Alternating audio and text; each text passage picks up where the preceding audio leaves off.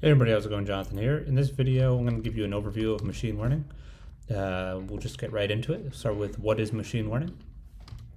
So machine learning is a field of computer science that uses statistical techniques to give computer systems the ability to learn, i.e. progressively improve performance on a specific task with data without being explicitly programmed. Here are the main steps in the machine learning process. 1. Define the problem and determine the type of machine learning to be used. There are 3 types of machine learning: supervised learning, unsupervised learning, and reinforcement learning. The next step is to collect and pre-process the data. This involves cleaning and organizing data so that it can be used to train the model.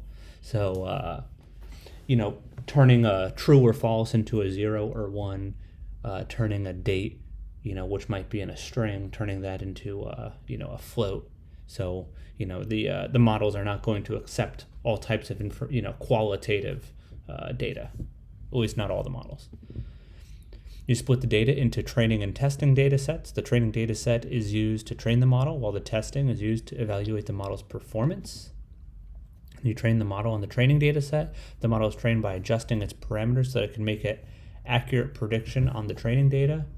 Then you evaluate the model on the testing data set. The performance of the model is measured using metrics such as accuracy, precision, recall, and F1 score.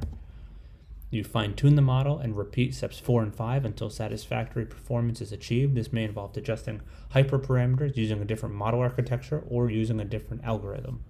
You deploy the model in a real-world setting, and the trained model can be used to make predictions on new unseen data.